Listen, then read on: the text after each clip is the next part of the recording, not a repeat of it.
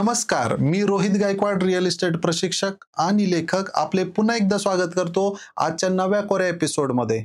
आज आपल्याकडे प्रमुख पाहुणे म्हणून आलेले आहेत विक्रम अवसरीकर, जे एक फायनान्शियल ॲडवायझर आहेत. ते वेगवेगळ्या मासिकांमध्ये, न्यूजपेपर कॉलममध्ये लिहितात. आजच्या एपिसोडमध्ये आपण वेगवेगळ्या विषयांवर जी पुस्तकं आहेत त्यांचा जो सारांश आहे हे आपले गेस्ट आपल्याला समजावून सांगतील. यामधून तुम्हाला गुंतवणुकीबद्दल नेमका एक फ्लो इकोसिस्टीम कशी चालते याबद्दल मार्गदर्शन मिळेल. चला तर मग सुरू करूया.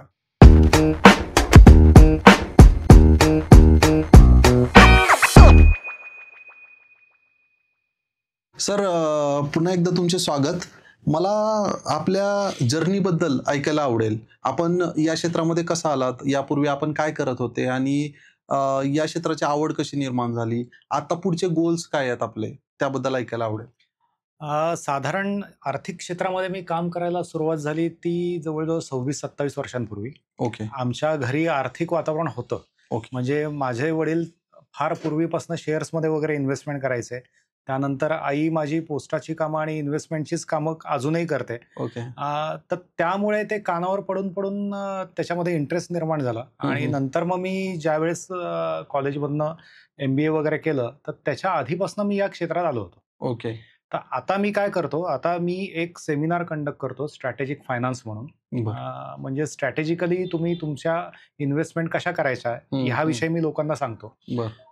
आपल्याला काय होतं की आपल्याला लोक भेटतात, आपण इन्व्हेस्टमेंट करतो, पण त्या इन्व्हेस्टमेंट ह्या स्ट्रॅटेजिकली नसतात. म्हणजे एक कधी 5 वर्षांनी मिळते, एक कधी 15 वर्षांनी मिळते.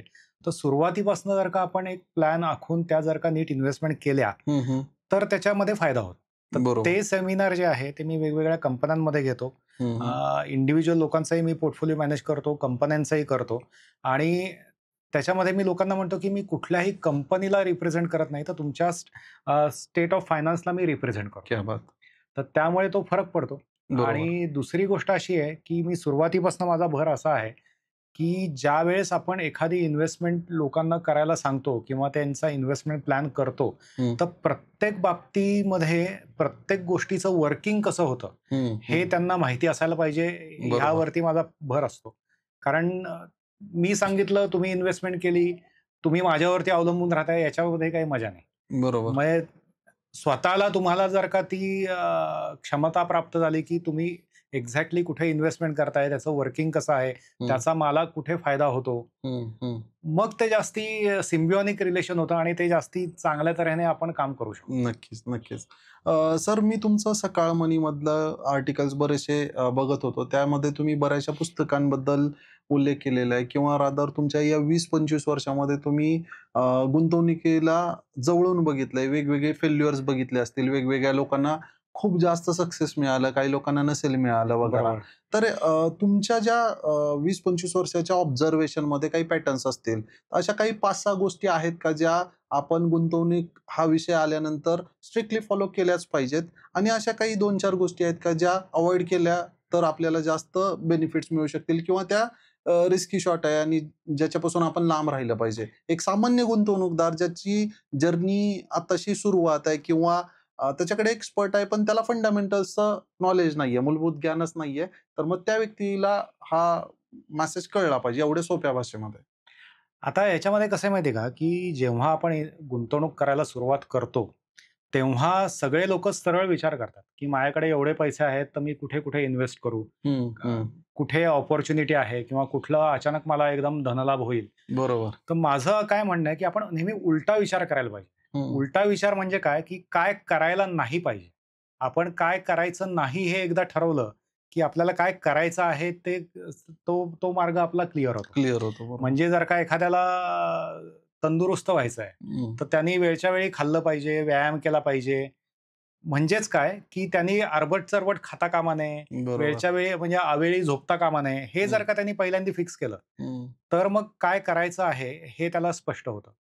आता नवीन गुंतवणूकदार जे असतात तर त्याच्यामध्ये कसं होतं की ज्यावेळेस ते इन्व्हेस्टमेंट करतात त्यावेळेस एकदम फायद्याच्या मागे लागू नये. त्यानंतर सगळ्या ह्या गुंतवणुकीचा जो प्रकार आहे ना, हा सगळा मानसिक असतो. ओके. पहिली गोष्ट म्हणजे तुमचं तुम्ही कसे ते स्वतःला मॅनेज करताय याच्यावरती जास्तीत जास्त गोष्टी अवलंबून असतात. आणि आता दुर्दैवाने काय झालंय, की या रील्सच्या जमान्यामध्ये ना लोकांना एक्साइटमेंट पाहिजे. त्यामुळे गुंतवणूक करणं आणि ते इम्प्लिमेंट करत राहणं वर्षानुवर्ष, हा फार एक अतिशय कंटाळवाणा प्रकार आहे. पण तो आपल्याला करायलाच पाहिजे, कारण त्याला पर्यायच नाही. पर्याय नाही. बरोबर. आणि ज्यावेळेस तुम्ही ते करत राहता, तेव्हा मग तुम्हाला तो फायदा होतो. म्हणजे हा लाँग टर्म गेम आहे इन शॉर्ट. लाँग टर्मच गेम आहे आणि लाँग टर्ममध्ये असा काही एक मध्ये काळ येऊ शकतो, की जिथे तुम्हाला असं वाटतं, की मला फायदा झालेला आहे आणि जर का तुम्हाला ते पैसे पाहिजे असतील, तर तो तुम्ही पैसे काढून घेऊ शकता. कारण ते शेवटी अल्टिमेटली आपलेच पैसे असतात. बरोबर आहे. बरोबर. पण त्याच्यामध्ये कसं होतं, की जर का गरज नाहीये, तर मग फक्त नाही आता पैसे आहेत तर काढूया, असं करण्यामध्ये काही मजा नसते. बरं. आता तुम्ही वेगवेगळी पुस्तकं स्टडी करता सर, गुंतवणुकीवर तुम्ही स्वतः सेमिनार वगैरे देता. त्यावेळेस ॲज अ पर्सन किंवा ॲज अ ऑथर तुम्हाला ज्या काही इनपुट्स कळतात, की बाबा नाही आता आता फॉर एक्झाम्पल काही परदेशी लेखक असतील, त्यांच्या इथे काही प्रॅक्टिसेस वेगळ्या चालत असतील. बरोबर. तिथले रूल्स, रेग्युलेशन, टॅक्सेशन या सगळ्या सराउंडिंग्ज वेगवेगळे आहेत. तिथले एक्सेप्टेशन वेगळे आहे. तिथली लोकं शिकलेली आहेत. आपल्या इथे काय होतं, की ॲडव्हर्टाइजमेंट बघून लोकं डिसिजन घेतात. बरोबर आहे. वेगवेगळे ॲप्स असतात, ते स्वतःला प्रमोट करतात.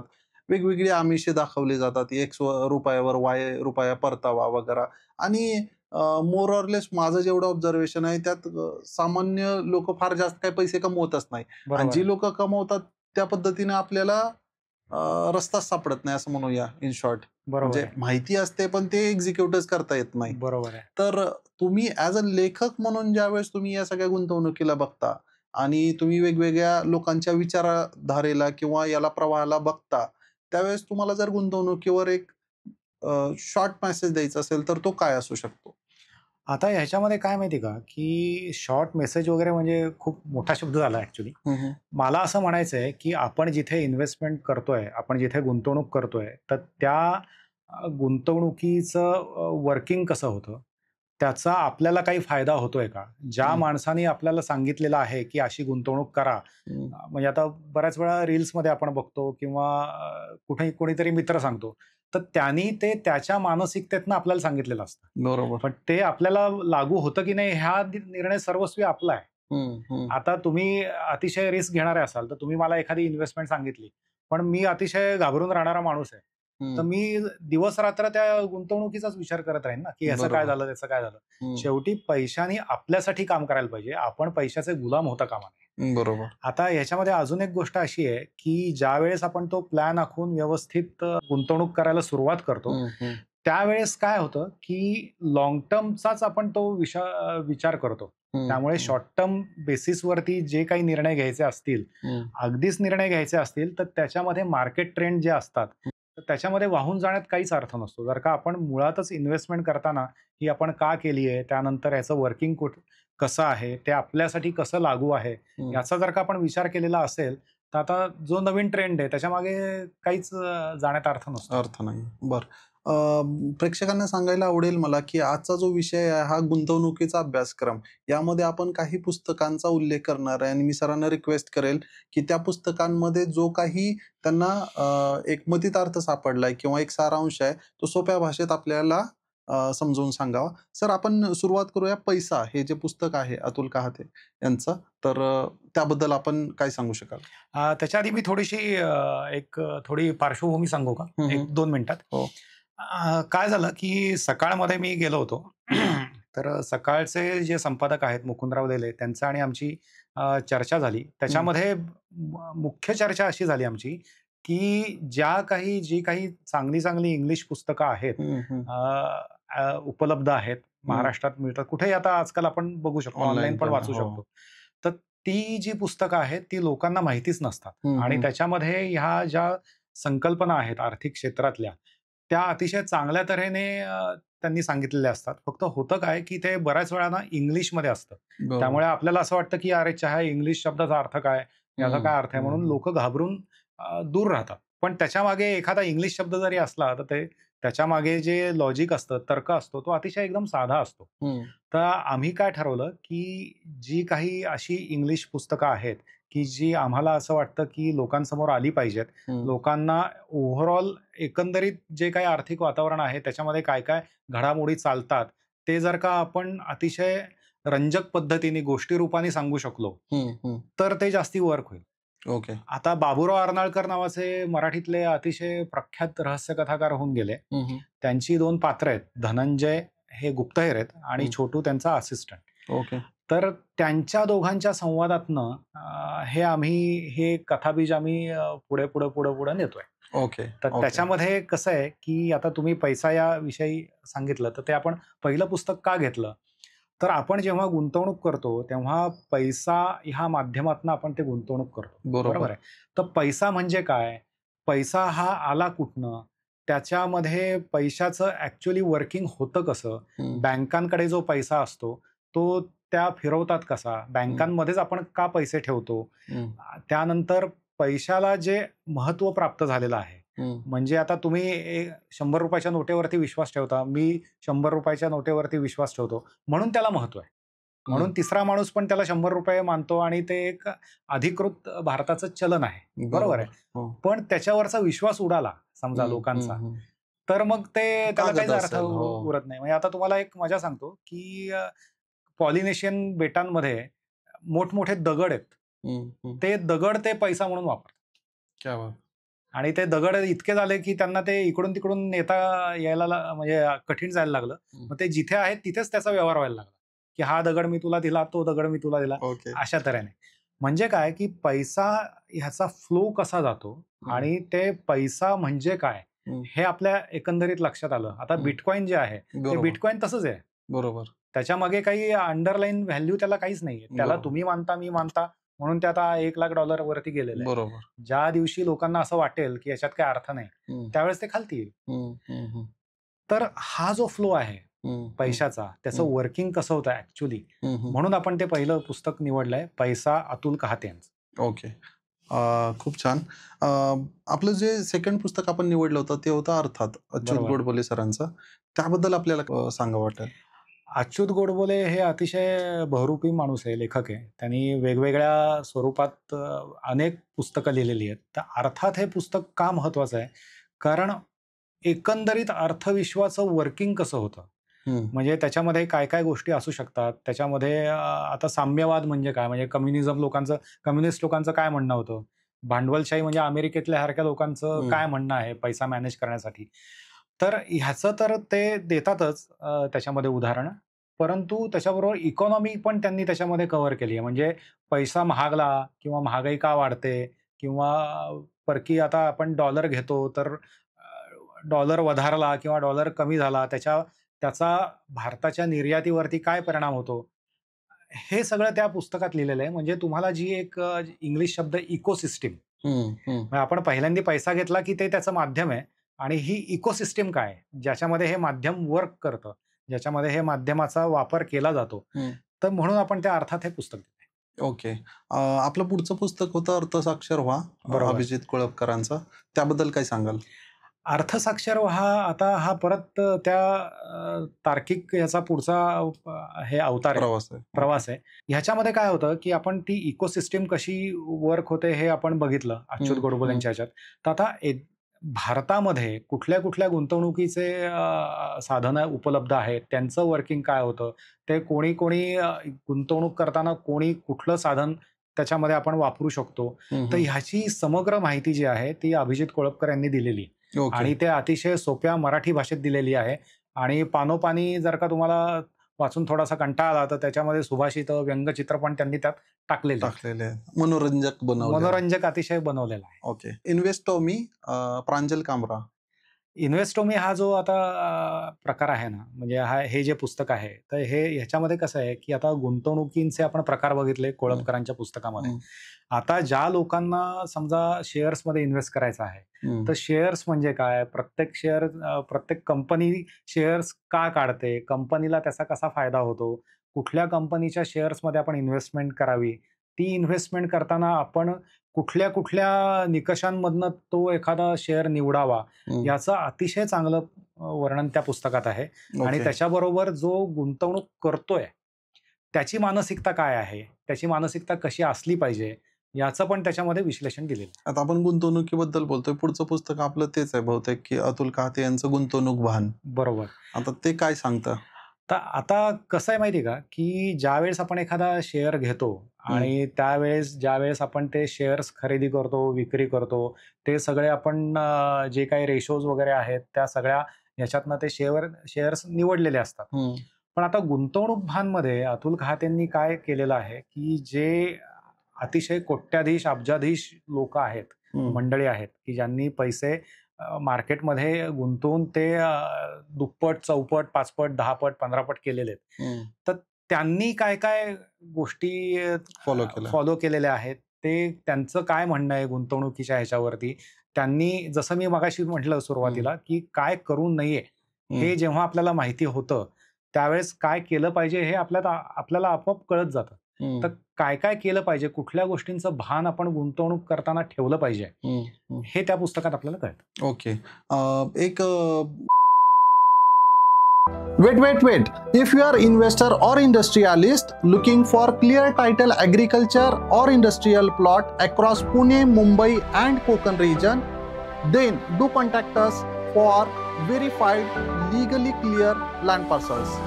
हमेशा याद रखिए, लैंड इज लिमिटेड. अगर आपने नहीं खरीदा तो वो किसी और की अमानत होगी. अगर आपको अपनी लैंड बेचनी है या खरीदनी है तो डिस्क्रिप्शन बॉक्स एंड कमेंट में लिंक दी है, उस पर क्लिक कीजिए, फॉर्म सबमिट कीजिए, हमारी टीम आपको कॉन्टैक्ट करेगी. Thank you. फॉरेन लेखक आहेत. त्यांचं माझ्या मते अतुल काहतेंनी ट्रान्सलेट केलं, ट्रान्स्क्राईब केलं रादर, बरोबर, इंटेलिजंट इन्व्हेस्टर. तर बरोबर. त्याबद्दल आपलं काय म्हणणं आहे? आता कसं आहे, की आपण शेअर्स कसे निवडायचे, ह्या फक्त आपण शेअर्सबद्दल बोलतोय, की जे ओव्हरऑल पोर्टफोलिओमधला फक्त एक भाग आहे. भाग आहे. बरोबर. आता शेअर्स कसे निवडायचे हे आपण ज्यावेळेस ठरवतो, त्यानंतर ते कुठल्या मानसिकतेतनं आपण ते गुंतवणुका केल्या पाहिजेत हे जेव्हा आपण ठरवतो, त्यावेळेस एक प्रश्न येतो, की ह्या कंपनीचे शेअर्स मी घेतोय, हं, तर ती कंपनी चे शेअर जे आहेत, त्याला तेवढी किंमत देणं योग्य आहे. हं, हं, ती म्हणजे आता एखादी कंपनीचा जीव असेल समजा 100 कोटीचा, त्याच्याकडे ऑर्डर्स असतील 100 कोटीची. पण त्याचं मार्केट व्हॅल्युएशन झालं शेअर्सच्या किमतीमुळे 1000 कोटी. हं, तर त्या परिस्थितीमध्ये त्या शेअरची किंमत जी आहे, ती अतिशय महाग आपण मोजतोय आणि तो शेअर आपण विकत घेतोय.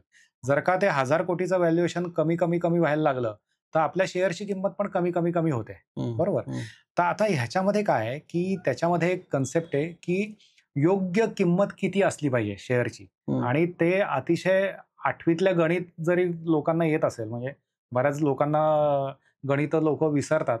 पण जे अतिशय गणित सोपं असतं, ते जर का गणित माहिती असेल, तर अशा कंपन्यांची फेअर व्हॅल्यू ज्याला म्हणतात, योग्य किंमत शेअर्सची, ही हं. कशी शोधून काढायची आणि ती आपण घेतल्यानंतर काय होतं, की जर का ती योग्य किंमत असेल, तर मार्केट एवढं जरी खालती गेलं तरी आपल्याला एक सेफ्टी मार्जिन मिळतो. बरोबर. तर ते सेफ्टी मार्जिन कसं शोधून काढायचं याच्यावरती ते पुस्तक okay. One up on wall wall street. Street. हां, पीटर लिंच यांचं पुस्तक आहे. त्याबद्दल? पीटर लिंच हा अतिशय एक फार भारी माणूस होता. हं, हं, त्यांनी काय केलं, की त्याचं असं म्हणणं होतं, की ज्यावेळेस आपण एखाद्या कंपनीचे शेअर्स घेतो, त्यावेळेस तुम्ही रेशो वगैरे सगळे बघा. पण त्याच्याबरोबर ते जोडलेले आहे, ते शेअर जी आहे, जी कंपनी आहे, ते वास्तविक जगात आहे ना. हं, तुम्ही हं. फक्त कागदोपत्री जर का बघत राहिलात, व्हर्चुअल बघताय. व्हर्चुअल बघताय, तर ते कुठेतरी तुम्ही आयुष्यात जाऊन, बाहेर जाऊन ते बघितलं पाहिजे, की ही कंपनी खरंच किती चांगल्या तऱ्हेने काम करते का काय? हं, हं, तर आता तो काय करायचा, हं, तो मेगॅलॉन नावाचा एक फंड मॅनेज करायचा. त्याचे हं. त्यांनी 30% वगैरे रिटर्न्स 15-20 वर्ष दिले आणि नंतर तो रिटायर झाला या ह्याच्यातनं. बरं. तो आता स्वतःचे पैसे स्वतःच मॅनेज करतो. तर त्याची काय थिअरी होती, की जेव्हा तुम्ही बाजारात जाता, बाजारात म्हणजे सुपर मार्केटमध्ये, बाजारपेठेत जाता, हं, त्यावेळेस तिथे कुठल्या-कुठल्या कंपन्यांचे कुठले-कुठले माल कोण विकत घेतंय, हं, हे याच्यावरती जर का तुम्ही नजर ठेवलीत, हं, तर एक कॉमन सेन्सनी तुम्हाला कळतं, की ह्या कंपनीचे शेअर वरती जायची शक्यता आहे. हं, म्हणजे हं. आता उदाहरण जर का आपण घेतलं, की आता समजा Zudio नावाची जी कंपनी आहे, बरोबर. तर ते आजकाल सगळ्या तरुण लोकांमध्ये Zudioचे कपडे एकदम क्रेझ आहे. हो. क्रेझ आहे. कारण ते अतिशय स्वस्त आणि स्वस्त चांगले क्वालिटी आणि आहे. हो. एकदम निरनिराळे कपडे असतात, रंगीबेरंगी वगैरे असतात. तर त्याच्यामध्ये कसं आहे की ते ट्रेंड या कंपनीच्या खाली येतं. बरोबर. तर ज्या लोकांनी ते त्यांना ज्यांना त्या झुडिओचा शोध लागला आधी, त्यांनी तेव्हाच जर का ट्रेंडचे शेअर्स शेअर्स घेऊन घेतले. ठेवले असते, बरोबर. तर आज त्याचा फरक खूप पडला. म्हणजे ₹13 वगैरे ते ट्रेंडचा शेअर होता. आता तो पार 1000च्या वरती गेला. म्हणजे कित्येक किती पट पट झाल्या. हो. त्यांचे पैसे झाले असते. बरोबर. तर एक बाजाराशी पण कनेक्ट राहून कुठल्या पद्धतीने आपण शोधू शकतो, त्याच्याविषयी आपण हे पुस्तक घेतलं. बरं. जे पुढचं पुस्तक आहे ते मनी मिथ्स अँड मंत्राज. बरोबर. याबद्दल आपलं काय मत आहे? देवीना मेहरा ह्या अतिशय एक हुशार बाई आहेत. त्या फर्स्ट ग्लोबल नावाच्या कंपनीच्या त्या डायरेक्टर आहेत. ओके. तर त्यांचं काय म्हणणं आहे, की ज्यावेळेस आपण शेअर्समध्ये वगैरे पैसे इन्व्हेस्ट करतो, त्यावेळेस 95% माणसं शेअर्समध्ये म्हणजे फक्त भारतीय कंपन्यांमध्येच इन्व्हेस्ट करतात. त्यामुळे काय होतं, की त्यांचे जे रिटर्न्स त्यांना मिळतात, ते फक्त एका देशातल्या एका करन्सीच्या एका अर्थव्यवस्थेमध्येच सीमित झालेले असतात. बरोबर आहे. तर त्याच्या ऐवजी तुम्ही अख्ख्या जगात जर का इन्व्हेस्टमेंट करायला लागला, त्यांच्या कंपनीचं नाव पण फर्स्ट ग्लोबल आहे आणि ती भारताबाहेर इन्व्हेस्टमेंट करणारी पहिली फर्म होती. ती 98-99 साली त्यांनी स्थापन केली. तर त्याच्यामध्ये कसं होतं, की वेगवेगळ्या चलनांमध्ये, वेगवेगळ्या अर्थव्यवस्थांमध्ये जर का आपण गुंतवणूक केली, तर आपल्याला त्याचा जास्तीत जास्त फायदा होऊ शकतो. कारण कसं आहे, की जगामध्ये कुठेतरी तेजी असते, कुठेतरी मंदी असते. बरोबर. हे ते चक्र सारखं चालत राहतं. त्यामुळे त्याचा आपल्याला फायदा होईल आणि डायव्हर्सिफिकेशन ज्याला म्हणतात, की आपली गुंतवणूक एकाच ठिकाणी आपण न ठेवता ती जशी विखरून ठेवू, तेवढा आपला धोका पण कमी होतो. Okay, okay. तर ते कसं करावं ते त्या पुस्तकानं सांगितलेलं आहे. ओके. पुढचं पुस्तक आहे द थॉटफुल इन्व्हेस्टर. बरोबर. हो. तर बसंत माहेश्वरी हे त्याचे लेखक आहेत. हे पण अतिशय सामान्य घरातनं पुढे आलेले एक गुंतवणूकदार आहेत. आता त्यांनी हे पुस्तक का लिहिलं, तर त्यांनी हे पुस्तक मला जो फायदा झाला, मला म्हणजे त्यांना जो फायदा झाला, तो सगळ्या लोकांपर्यंत पोहोचवावं या हेतूने त्यांनी ते पुस्तक दिलं. तर त्याच्यामध्ये अतिशय सोप्या पद्धतीने बेसिक लेवलला जाऊन त्यांनी डिटेलमध्ये सगळी माहिती दिलेली आहे, की तुम्ही कंपनी कशी निवडा, कंपनीचा शेअर वरती जातो म्हणजे काय होतं, त्यानंतर तुमच्या पोर्टफोलिओचं जे कॉम्पोजिशन आहे, म्हणजे वेगवेगळ्या कंपन्यांमध्ये तुम्ही ज्या पैसे इन्व्हेस्ट करता, तर ते कुठल्या पद्धतीने करावं. म्हणजे समजा तुम्हाला ₹100 गुंतवायचे आहेत, तर त्यातले IT सेक्टरमध्ये तुम्ही समजा ₹20 टाकले, तर त्याचं फार्मा सेक्टरमध्ये जर का ₹20 टाकले, तर ह्या सगळ्यांचं कॉम्पोजिशन काय असावं, याच्याविषयी अतिशय सुंदर माहिती त्या थॉटफुल इन्व्हेस्टर या पुस्तकात आहे. बरं. धीरेंद्र कुमार यांचं माझ्या मते मनी मार्केट्स अँड मिस्टेक्स असं एक पुस्तक आहे. त्याबद्दल? आता धीरेंद्र कुमार हे जे आहेत ना, हे व्हॅल्यू रिसर्च नावाची जी मोठी एक हे वेबसाईट आहे, ते लोकांना सल्ला देण्याचं काम करतात. गुंतवणूक तुम्ही कशी करा, कुठल्या मार्ग आहेत, तर त्याच्यावरती ते अनेक वर्ष कॉलम्स लिहितात. ते माझ्या मते वेल्थ टाइम्सचं जे आहे, त्याच्यामध्ये पण ते लिहित असतात. तर त्याच्यामध्ये त्यांनी असं सांगितलेलं आहे, की इन्व्हेस्टमेंट फिलॉसॉफी तुम्ही तुमची बिल्ड केली पाहिजे. ओके. म्हणजे तुम्ही तुमच्यासाठी जे वर्क होतं, तुमच्यासाठी तुम्ही जे स्वतः तयार केलेलं आहे, ते माझ्यासाठी मी तुमच्या दृष्टिकोनातनं करू शकत नाही. तर प्रत्येकाने आपापला विचार करून कुठल्या गोष्टींपासून लांब राहिलं पाहिजे, कुठल्या गोष्टींमध्ये धोका आहे आणि कुठल्या तऱ्हेने आपण स्वतः विचार करून आपल्या स्वतःच्या गुंतवणुका आपण मॅनेज केल्या पाहिजेत, ह्याच्यावरती ते पुस्तक आहे. ओके. आपलं लास्ट पुस्तक आहे या यादीमधलं master class with super investors. बरोबर. तर याबद्दल काय सांगाल? त्याच्या आधी मी एक थोडा रिकॅप घेतो, म्हणजे मग आपल्याला तो फ्लो जास्ती चांगल्या तऱ्हेने कळेल. आपण पहिल्यांदा काय बघितलं, की पैसा हा कसा वर्क होतो, पैसा ह्या माध्यमाचा आपण कसा वापर करून घेऊ शकतो. त्यानंतर आपण अच्युत गोडबोले यांचं बघितलं, की पैसा ह्या माध्यमात आपण वापर करताना कुठली इकोसिस्टीम त्याच्यामध्ये काम करते. नंतर त्या इकोसिस्टीम मध्ये भारतामध्ये कुठले ऑप्शन्स अवेलेबल आहेत हे आपण अभिजित कोळपकरांच्या पुस्तकात बघितलं. त्यानंतर चौथ्या पुस्तकात आपण असं बघितलं, की शेअर्स पर्टिक्युलरली आपण त्याच्यामध्ये फोकस केला इन्व्हेस्टॉनॉमीवरती, की शेअर्स ची गुंतवणूक कशी करावी, त्याच्यामध्ये कुठले रेशो बघितले जातात, त्या गुंतवणूकदाराची मानसिकता कशी असावी हे आपण बघितलं. पाचवं पुस्तक जे होतं, तर त्याच्यामध्ये आपण काय बघितलं, की गुंतवणुकीचं भान आपण कसं ठेवलं पाहिजे, की ह्या इन्व्हेस्टमेंट करताना त्याच्यामध्ये आपण कुठल्या कुठल्या गोष्टी केल्या पाहिजेत, कुठल्या कुठल्या गोष्टी टाळल्या पाहिजेत, हे आपण बघितलं. त्यानंतर माझ्या मते देवीना मेहरांचं पुस्तक होतं. तर ह्या गोष्टी करताना आपण फक्त भारत ही एकच अर्थव्यवस्था लक्षात न घेता आपण कसं बाहेरच्या देशांमध्येही गुंतवणूक केली पाहिजे याच्याविषयी ते पुस्तक होतं. त्यानंतर थॉटफुल इन्व्हेस्टर पुस्तक होतं. त्याच्यामध्ये अतिशय सोप्या लेवलला जाऊन तुमच्या पोर्टफोलिओचं कॉम्पोजिशन कसं असलं पाहिजे याविषयी आपण बसंत माहेश्वरींच्या पुस्तकात माहिती घेतली. त्यानंतर ते धीरेंद्र कुमारांचं जे पुस्तक आहे त्याच्यामध्ये आपण काय म्हणलं की तुम्ही हे सगळं करताना तुमच्या स्वतःच्या गुंतवणुकीची फिलॉसॉफी, तत्वज्ञान जे आहे तुमच्यासाठीचं, हे तुम्ही कसं डेव्हलप केलं पाहिजे. तर असा आता हा आपण छोटासा एक अभ्यासक्रम लोकांना दिला. तर त्याच्यामध्ये नंतर काय होतं की आपण समजा शिकलो, एखाद्या 1ली पासून 10वी पर्यंत गेलो, तर त्या 10वीतनं वरती कॉलेजमध्ये जे लोक गेलेले आहेत, ज्यांनी ते ज्ञान प्राप्त करून यशस्वी झालेले आहेत, तर अशा लोकांच्या ज्या मुलाखती आहेत त्या सगळ्या या सुपर इन्व्हेस्टर्समध्ये आहेत. ओके. ते सगळीच्या सगळी लोक जी आहेत ही अतिशय सामान्य घरातनं आलेली लोक आहेत. कोणी सोन्याचा चमचा घेऊन जन्माला आलेलं नाहीये.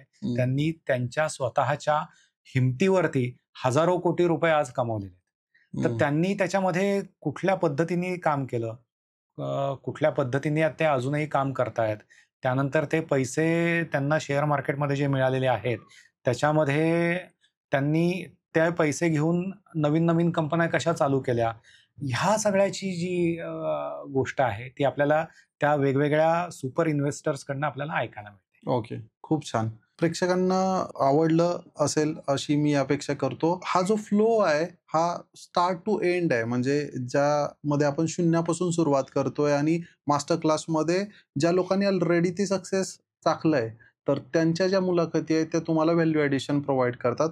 सरांना माझं एक विनंती आहे की जाता जाता आमच्या प्रेक्षकांना एक जर मेसेज द्यायचा असेल किंवा एक सल्ला द्यायचा असेल तर तो काय असू शकेल? कुठल्याही भूलतापांना बळी पडू नका, पहिली गोष्ट. दुसरी गोष्ट अशी की आपण जे करतोय त्याची सगळी माहिती घेतली पाहिजे.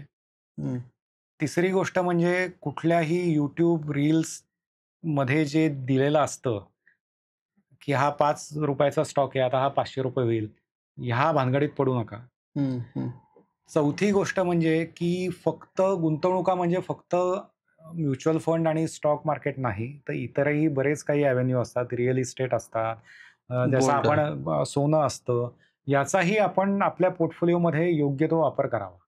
म्हणजे जो पैसा आहे तो विखरून जर का आपण ठेवला तर आपल्याला कुठेही अतिरिक्त धोका पत्करावा लागणार नाही आणि आपल्याला रिटर्न्स मिळतील. समजा एखाद्या ठिकाणी 25% मिळतील, एखाद्या ठिकाणी 10% मिळतील, पण सगळ्यांची सरासरी रिटर्न्स जे आहेत ना ते आपल्याला चांगल्या तऱ्हेने मिळू शकतील. कारण कसं आहे की एखाद्या गोष्टीमध्ये 25% रिटर्न मिळाले तर ते इंग्लिशमध्ये ज्याला म्हणतात की हाइंडसाइटमध्ये आपल्याला कळलं की ह्याच्यात 25% रिटर्न आपल्याला मिळाले.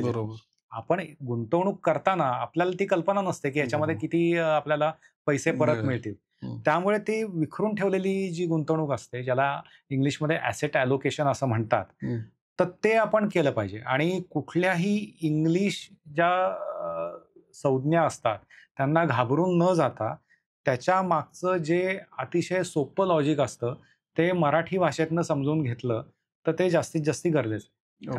आता एक छोटी गोष्ट अजून आहे की मराठीमध्ये मानसोपचारावरती इतकं लोक लिहितात, त्यामुळे ती एक भाषा डेव्हलप झाली, त्या मराठी त्या पद्धतीने तयार झालेली आहे. तसं आर्थिक बाबतीत लिहिणारे लोक जे असतात किंवा आर्थिक बाबतीत लोक जेव्हा जास्तीत जास्त लिहायला लागतील तेव्हा ते जास्ती त्याचं लोकशाहीकरण होईल. बरोबर. आणि तेव्हा लोकांना जास्तीत जास्त कळेल की आपण काय केलं पाहिजे. खूप छान, खूप छान. होप तुम्हाला आजचा पॉडकास्ट आवडला असेल. तुमच्या काही प्रतिक्रिया असतील तर कमेंटमध्ये नक्की लिहा.